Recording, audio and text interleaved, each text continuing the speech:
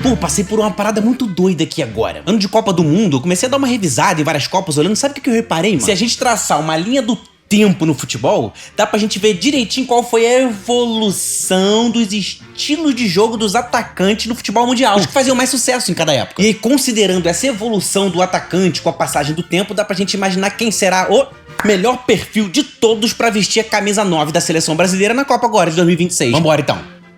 O rei da grande área. Quem lembra? Tem gente aqui que deve achar que eu sou novo demais pra lembrar da Copa de 94, né? Vou te falar, eu lembro mais ou menos, um pouquinho. Vamos começar da década de 90, pra gente não ficar maluco aqui no vídeo, certo? Certo. Então, na década de 90 e 94, os caras que faziam mais sucesso ali no ataque eram os caras finalizadores. Eu gosto de fazer uma metáfora com o predadorismo, com o predador, porque como é que é o olhar do predador? O predador, a visão periférica dele não é muito atuante assim. O predador, ele tem o cone de visão dele bem mais fechado, bem mais focado em alguma presa, e aí ele escolhe uma e vai. Os caras que mais fizeram sucesso eram só os finalizadores. O foco deles era somente grande área e gol. É claro que vai pisar fora dela várias vezes, mas participar consistentemente de alguma jogada tática que eu saio e alguém infiltra pra eu dar uma assistência, não, os caras eram finalizadores. Tanto é que o melhor jogador do mundo daquela época, em 94, foi o Romário. Ele é conhecido até hoje como o gênio da grande área. E aí, quando falo em Romário, eu lembro desse gol aqui, gente. Eu sei, esse gol... É porque minha cabeça funciona de um jeitinho meio diferente mesmo. Esse gol aqui é banal. Não tem porquê eu ficar lembrando desse gol. Esse gol não resume a carreira do Romário. Não...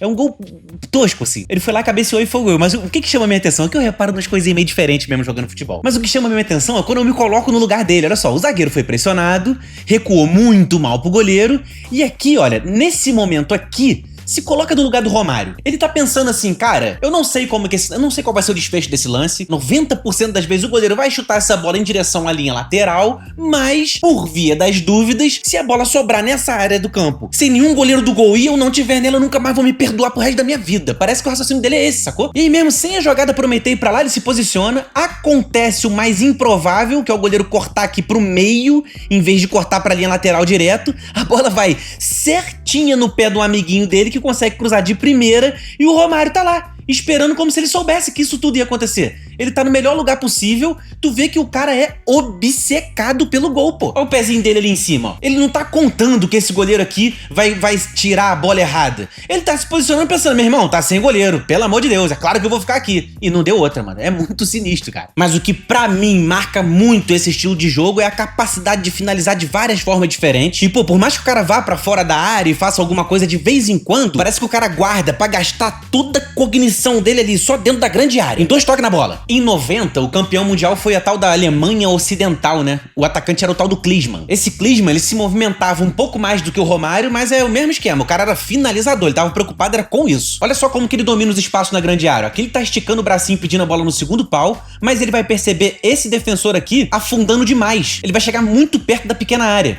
Então, mudou os planos, olha. Quando o cara começa a chegar muito perto da pequena área, abriu um outro espaço mais perigoso que o Klinsmann vem se movimentando pra cá. Quando a bola chega nele, é aqui que parece que ele gasta toda a inteligência que existe dentro do cérebro dele. Ele ajeita pra um lugar que ninguém espera que ele vai ajeitar e arruma uma finalização louca que, tipo assim, não tem como fazer uma leitura de um lance desse. Parece que ele não gasta raciocínio com nada, ele gasta raciocínio com finalizar de uma forma que ninguém vai conseguir interceptar essa minha ajeitada pro chute, ninguém vai fazer nenhum tipo de leitura pra eu fazer esse gol aqui que é mirabolante, mas e aí? O meu papel é esse, eu tenho que meter o gol, o meu negócio é só finalizar. E essa era a obsessão desses atacantes campeões do mundo dessa época. Esse lance aqui, olha, ilustra legal o que eu tô querendo dizer, ó. Ele não resume como esses caras jogavam, como o Romário jogava. Mas esse lance ilustra bem o que eu quero dizer. Você vê que ele sai da área, não fica igual um passarinho preso na gaiola ali dentro da grande área. Ele sai da área, vem receber aqui na intermediária. Só que olha só aquela parada do olhar de predador que eu te falei. Ele vem aqui e ele não tá olhando todo mundo, olhando o posicionamento do time. Ele tá pra receber essa bola de volta, olhar o melhor caminho possível pra grande área pra ele conseguir uma finalização pro gol. Acabou. Ele vai sem desviar o olhar, sem mudar os planos, sem imprevisto, dá uma biquinha e bota lá dentro. E essa forma de finalizar é muito cara que é muito especialista nisso mesmo. Você vê que quando o cara não é um finalizador tão sinistro assim, tu vê que o cara precisa ajeitar o corpo e que a bola esteja posicionada em algum lugar perfeito pra ele pegar, de chapa ou de peito do pé.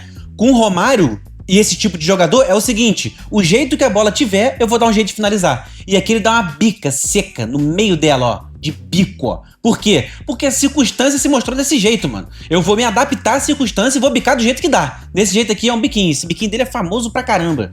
O Romário metia muito gol assim. O Romário gosta de falar que quando ele jogava bola, toda vez que ele recebia um passe de alguém e tinha uma oportunidade de gol, ele tratava aquela oportunidade como a única que ele teria no jogo, a última. E aí ele finalizava. Caso ele recebesse uma segunda chance, ele pensava, essa é a última, eu não vou ter outra chance. Nesse aqui, ele dá 3 toques na bola e os 3 toques são absolutamente perfeitos para que essa jogada resulte em gol. Olha só, primeiro ele recebe do Dunga, famoso Dunga. Olha, esse primeiro tapa aqui na bola, isso aqui é um tapa certeiro na frente, ele já coloca a bola onde ele sabe que ele tem vantagem, olha. Ele já tá melhor posicionado, ele tem velocidade, ele tem arrancada, ele coloca lá.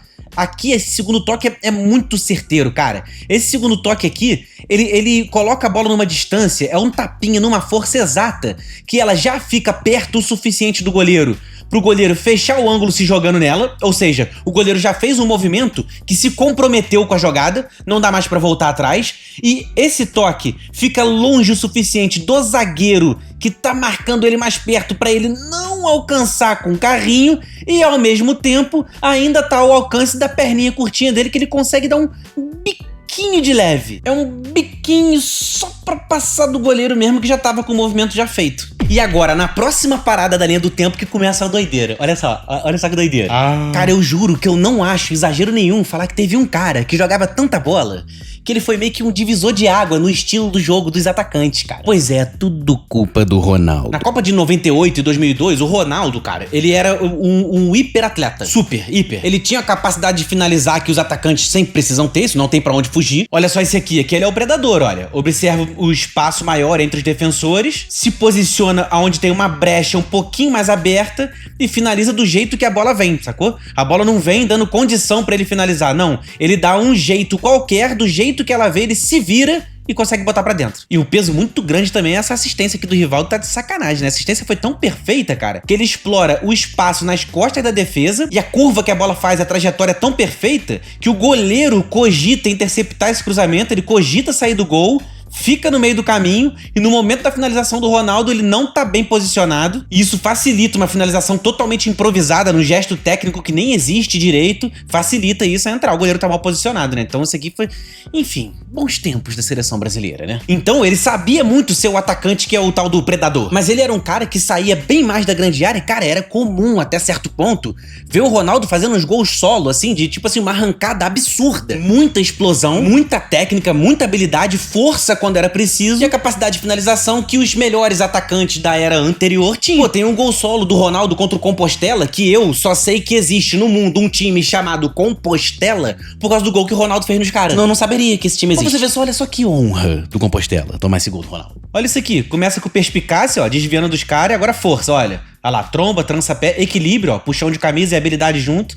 Agora explosão, velocidade, breca de novo, habilidade em curto espaço e finalização. Pô, é bizarro. E aí esse estilo do Ronaldo deixou uma pulguinha atrás da orelha de mais ou menos uma porrada de técnico. A galera meio que foi vendo que esse tipo de atacante poderia ser peça muito importante no time, um cara que sai mais da área, um cara mais versátil, que não fica obcecado só ali por aquela caixa e pela finalização. E também passaram a perceber que era interessante formar zagueiros que não fossem aqueles brutamontes, grandões e fortes pra marcar aquele centroavante que fica parado na área, também muito forte, vamos disputar aqui quem é que é mais macho. Começaram a perceber que zagueiro com características diferentes seria importante ter no elenco, no time, começar a formar uns atletas com outras características. Tipo assim, vou falar só pra tu não achar que é uma maluquice qualquer aleatória minha. Como que eu imagino mais ou menos? Por exemplo, começa a surgir mais atacante que sai mais da área, mais veloz, e começa a surgir mais esse perfil de atacante. Aí os melhores times do mundo, eles vão começar a precisar de zagueiros que marquem esse tipo de atacante, que sejam mais velozes, que sejam um pouquinho mais ágeis. E aí quando os times mais pica do mundo querem esse tipo de zagueiro, o que acontece? O preço deles sobe, os caras pagam mais caro.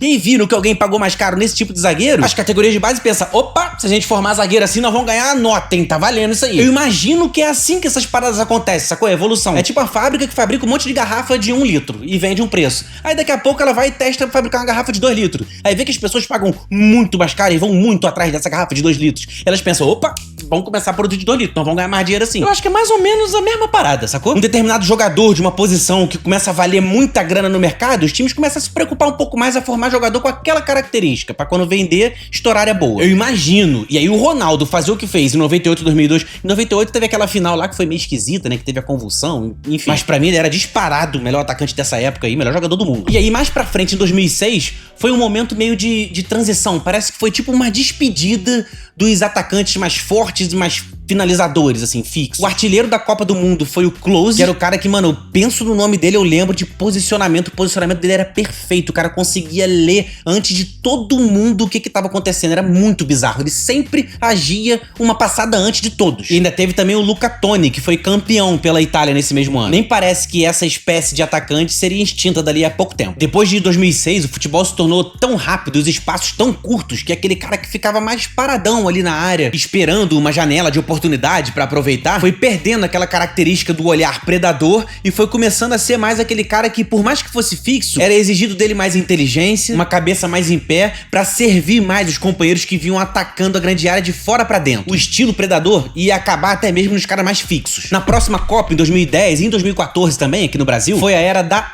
técnica. Os atacantes mais técnicos, com bom trato com a bola. A Espanha foi campeã com o Davi Villa, esbanjando técnica, fazendo muito gol maneiro, foi muito importante pra aquele título. E em 2014, o Klose, que tinha sido artilheiro na Copa passada, já era um veterano com 36 anos de idade, marcou 2 gols nessa Copa. Sabe quem foi o artilheiro? O artilheiro foi o Rames Rodrigues, um meia. Pois é, talvez por algum processo de transição na identidade dos atacantes, por algum processo de encaixe, de nova era, talvez por causa disso, a artilharia foi uma linha pra trás. E o Rames Rodrigues foi o cara que mais meteu o gol na Copa de 2014. Meio campo, mano, que doideira. E o raciocínio meio que continua, mais ou menos por essa mesma linha. Tente lembrar que em 2018, o Harry Kane, que foi o artilheiro da Copa do Mundo, sacou? Que era aquele atacante que tinha o comportamento completamente oposto do tal do predador que foca na grande área, finalização e gol. Ele usava, metaforicamente falando, muito mais a visão periférica, ou seja, ele saía muito mais da grande área, ele vinha participar da criação de jogada e servia muitos companheiros. A quantidade de finalização que ele fazia era muito menor, mas em compensação a movimentação que ele tinha, os espaços que ele conseguia abrir, a conversão de finalização dele era muito maior do que os atacantes artilheiros das Copas passadas. E ele ter sido o artilheiro da Copa de 2018, eu acho que crava demais o fim da era dos finalizadores, o fim da era dos predadores. Agora, o perfil de atacante mais cobiçado do mundo era o cara que sai bastante da grande área e participa da criação da jogada. Ele deu início à era de um atacante tático, e eu vou deixar no card no final desse vídeo um vídeo sobre como que o Harry Kane faz pra executar tanta função dentro de campo. Fica aqui até o final que chega lá tu vai clicar. Em 2022 agora, observando essa linha do tempo, a gente sabe que não é coincidência nenhuma o Mbappé, um cara que sai da grande área, tem a velocidade de um ponta, é atacante muito rápido, olha o campo inteiro e chega invadindo ela de fora pra dentro. Ele foi o artilheiro da Copa 2022, enquanto o campeão Julián Álvares fazia o papel tático dele, sem bola era perfeito. É como se a era dos atacantes técnicos de 2010 e 2014 tivesse se unido com a era do atacante tático, que foi em 2018 com o Harry Kane, e fez surgir jogadores como Mbappé e Julián Álvares, artilheiro e campeão da Copa do Mundo. E é agora que vem a reflexão, considerando o início dos atacantes mais predadores, finalizadores de grande área, depois o Ronaldo colocando uma pulga atrás da orelha de todo mundo, depois o crepúsculo dos finalizadores. Klose foi artilheiro, Luca Toni campeão, mas depois deles, uma nova era chegou passando por cima, a era da técnica em 2010 e 2014, a era do ataque com muita tática em 2018 com Harry Kane sendo artilheiro. Isso tudo contribuiu para que Mbappé e Julián Álvares fossem os estilos de ataque campeões dessa última Copa do Mundo. E qual será o melhor perfil para a seleção brasileira? O Endrick, ele é capaz de fazer essa pressão alta com eficiência, olha só. Como ele adianta uma passada aqui, ele dá um pulinho e essa passada dele pega de surpresa, ó. Foi meio fora de ritmo, foi meio no contratempo e o zagueiro não tava esperando. Ele mudou o ritmo da passada pra dar esse bote. Esse lance aqui foi maneiro, me lembrou até aquele do Julián Álvares marcando lá o goleiro que a gente viu nesse vídeo. É a mesma capacidade, né? O Endrick tem malandragem, olha ele aqui abaixadinho, cara, escondido na cara de pau, tá vendo? Ó, pra chamar o mínimo de atenção possível da zaga. Quando a bola chega no cara que vai tocar pra ele, aí sim, ó, ele vem completamente livre, o cara fica perdido. Ele consegue espaço pra finalizar, foi uma finalização boa, obrigou uma defesa boa do goleiro, mas o destaque aqui é como que o cara que tava ali perto dele, como que ele ficou meio perdido, ó. O Endrick é abaixadinho, olha como que o cara demora pra perseguir ele, ó. Depois que ele vê... a malandragem do Endrick, sacou? Tem a capacidade de, olha, um pouco espaço a mais que o defensor deixou dele, ó, já é espaço suficiente pra uma trivela e servir o companheiro muito na cara do gol, olha. Isso aqui é muita chance de gol. Isso é uma chance muito clara de gol que o Endrick criou. E esse lance aqui já me lembra um pouco mais o Kane, né? Que é aquele cara que sai, faz outros papéis. Aqui o Endrick tá saindo e servindo um companheiro pra infiltrar, em vez dele ser o cara que vai finalizar. Tem chute de fora da área de novo, olha, o goleiro quase aceitou aqui, porque ele chuta com agressividade, ele é agressivo marcando, ele é forte, ele é bom, cara. E nesse cruzamento aqui, ele percebe um tempinho antes, um meio milésimo antes do que todo mundo, o melhor posicionamento pra receber essa bola.